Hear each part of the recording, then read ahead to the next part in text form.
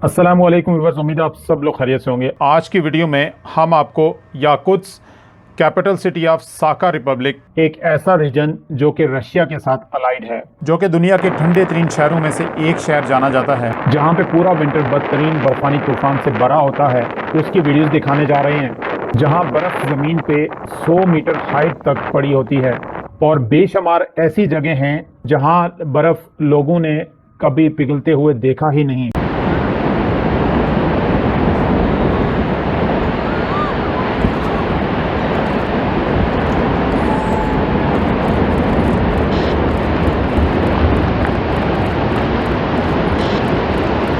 जहाँ पे विंटर्स में टेम्परेचर -45 डिग्री या इससे ऊपर होता है, बल्कि यहाँ पे टेम्परेचर -70 डिग्री को क्रॉस करता है। जहाँ पे लोग फोत होते हैं तो अपने प्यारों को दफनाने के लिए क्या हैरानकुन तरीका अपनाया जाता है।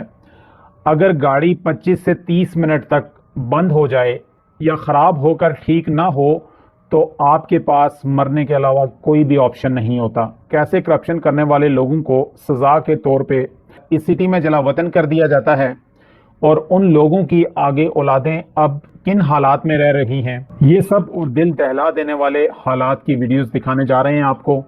उससे पहले चैनल को सब्सक्राइब करना, वीडियो को लाइक एंड शेयर करना ना भूलिएगा। याकुत्स्क क्योंकि ये जगह साइबेरिया के किनारे पे आती है, इसलिए ये पूरी दुनिया से अलग थलग हो जाती है, जो कि नॉर्थ पोल से 280 माइल्स की दूरी पर है। यहाँ की आबादी तकरीबन 3 लाख के करीब है। यहाँ का टेम्परेचर -45 डिग्री सेल्सियस या उससे ऊपर ही रहता है, बल्कि यहाँ पे टेम्परेचर बाज़ औक़ात -70 को भी क्रॉस करता है।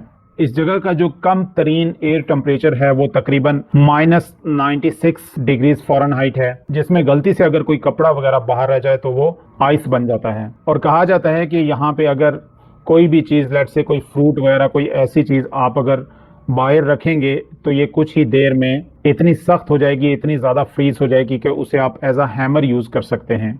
यहाँ के जो रिवर्स हैं, चश्मे हैं या पानी हैं, वो भी हर वक्त फ्रोजन रहते हैं। यहाँ तक के जो गांव के लोग हैं, जो उन्होंने माल मवेशी रखे होते हैं, जो जानवर रखे होते हैं, उनको अगर पानी पिलाना होता है तो इनको जहाँ पे आइडिया हो कि यहाँ पे बर्फ़ है या जिस जगह में पानी अवेलेबल होता है तो वो इतना वो फ्रीज हुआ होता है कि इन्हें स्पेशल वहाँ पे खोदना पड़ता है, सुराख बनाना पड़ता है पानी निकालने के लिए, और फिर उन जानवरों को खोलते हैं और वो पानी पीते हैं।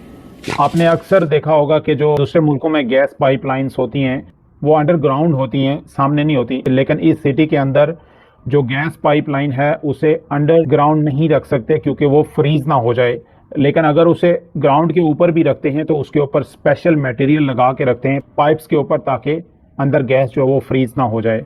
यहाँ के लोग कुछ भी कर लें, वो यहाँ की सर्दी के लिए अपने आप को कभी तैयार नहीं कर सकते, हमेशा हिफाजती तदाबीर ही अख्तियार करनी पड़ती हैं। यहाँ पर माना ये जाता है कि अगर किसी के पास गाड़ी है तो वो किसी बड़े अजाब से कम नहीं, क्योंकि विंटर यहाँ पे 6 से 7 महीनों के लिए होता है। यहाँ पे अगर गाड़ी बंद होती है तो वो इतनी फ्रीज हो जाती है, दोबारा स्टार्ट नहीं हो सकती।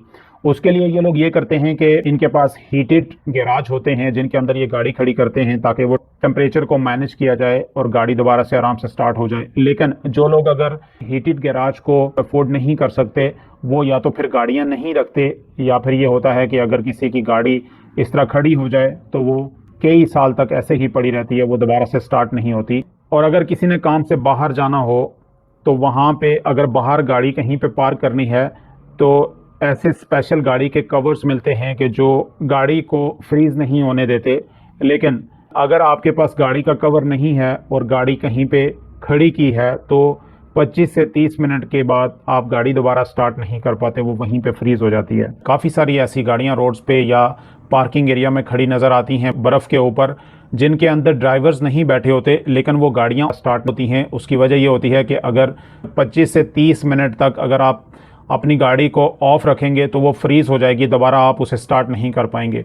और इसी तरह अगर कोई लॉन्ग ड्राइव के ऊपर जाता है या किसी काम से थोड़ा सा दूर जाता है, अगर आपकी गाड़ी रास्ते में ख़राब हो गई और वो 25 से 30 मिनट के अंदर अंदर रीस्टार्ट ना हो सकी तो आपके पास वहाँ पे मरने के अलावा कोई और ऑप्शन नहीं है। उसकी वजह ये है कि वहाँ पे जितने भी मोबाइल्स हैं या जो बैटरीज हैं वो भी माइनस टेम्परेचर की वजह से ऑन नहीं रह सकती, फ्रीज हो जाती हैं। और इनकी गाड़ियों के जो शीशे हैं वो हमेशा डबल ग्लेज्ड होते हैं, क्योंकि अगर डबल ग्लेज्ड शीशे ना हो तो उसके अंदर किसी का भी बैठना, उनका सर्वाइव करना पॉसिबल नहीं होता। इन लोगों के लिए एक फेवरेबल बात यह है, एक अच्छी बात यह है कि वहाँ पे गैस और ऑयल जो है वहाँ पे इनका अपना निकलता है, तो इसलिए गैस और ऑयल वहाँ पे सस्ता है, जिसकी वजह से लोगों की अफोर्डेबिलिटी बेहतर हो जाती है। विंटर्स में यहाँ पे विजिबिलिटी की जो रेंज होती है वो सिर्फ और सिर्फ 200 फीट या इससे कम होती है। आपने अक्सर मार्केट्स में देखा होगा कि कोई भी मीट की जो चीज़ें हैं, लेट्स से फिश हो गई, चिकन हो गई या कोई भी मीट है, वो फ्रीज़र्स में रखा जाता है। लेकिन इस सिटी में ये होता है कि इस तरह की चीज़ें सारी ओपन पड़ी होती हैं, क्योंकि वो खुद से ही फ्रीज़ होती हैं और वो फ्रीज़ ही सेल होती हैं। जो लोग बाहर जाते हैं मार्केट्स में या किसी काम से, उनकी जो आँखों की पलकें हैं वो फ्रीज़ हो जाती हैं। 15 से 20 मिनट से ज़्यादा आप गाड़ी से बाहर नहीं रह सकते। अगर आप रहते हैं तो आपकी स्किन जलना शुरू हो जाती है और सांस लेने में प्रॉब्लम शुरू हो जाता है। यहाँ पे लोगों को तकरीबन 2-2, 3-3 जैकेट्स, 2-2, 3-3 पेयर सॉक्स, और उसके अलावा अक्सर ये देखा गया है कि वहाँ पे एक शूज़ बना होता है और उसके अंदर डबल शू होता है, लॉन्ग शू, जो कि आपको सर्दी और स्नो से और माइनस टेम्परेचर से प्रोटेक्ट करता है। बाहर जाते हुए अगर गलती से कोई उंगली या कान या कोई भी ऐसी चीज़ अगर सामने रह जाती है तो वो फ्रीज़ हो जाती है। उसकी नौयत को देखा जाता है कि वो आप कितना टाइम पे रहे हैं। बाज़ औक़ात ये होता है कि उसकी नौयत ऐसी होती है, वो इतनी सीरियस हो जाती है कि वो पार्ट आपको काटना पड़ता है। अगर वो पार्ट नहीं काटते तो वही चीज़ ट्रांसफ़र हो जाती है बोन्स में, और जहाँ जहाँ ये जाती है वहाँ के जो सेल्स हैं बॉडी के वो डेड हो जाते हैं, तो बंदे की डेथ का ख़तरा होता है। और अक्सर लोगों ने बियर फैट से बना एक ऑयल रखा होता है, जो कि इस प्रॉब्लम के वक्त बॉडी के उस हिस्से पे ये ऑयल इस्तेमाल किया जाता है। यहाँ की जो बिल्डिंग्स हैं वो अक्सर पिलर्स के ऊपर बनाई जाती हैं, तामीर की जाती हैं, क्योंकि ज़मीन के ऊपर 100 फुट तक आइस होती है। उस आइस को हर बंदे के लिए खोदना इतना आसान नहीं होता। ऐसी बिल्डिंग्स जो काफ़ी अरसे से बनी हैं उनका बैलेंस बरकरार नहीं रहता। बर्फ़ का नीचे होने की वजह से उनका बैलेंस ख़राब होता है, वो एक साइड से नीचे हो जाती हैं। सोवियत यूनियन के टाइम जो लोग करप्शन में मुलव्वस पाए जाते थे या जो गवर्नमेंट की पॉलिसीज़ के साथ इख्तलाफ करते थे, उन लोगों को सज़ा के तौर पे इस सिटी में भेज दिया जाता था जलावतन करके। और इनमें से कुछ पॉलिटिशियंस, कुछ बिजनेसमैन और कुछ यंगस्टर ऐसे हैं जो कि एग्जाइल होके यहाँ पे जलावतन होके इस सिटी में आए थे।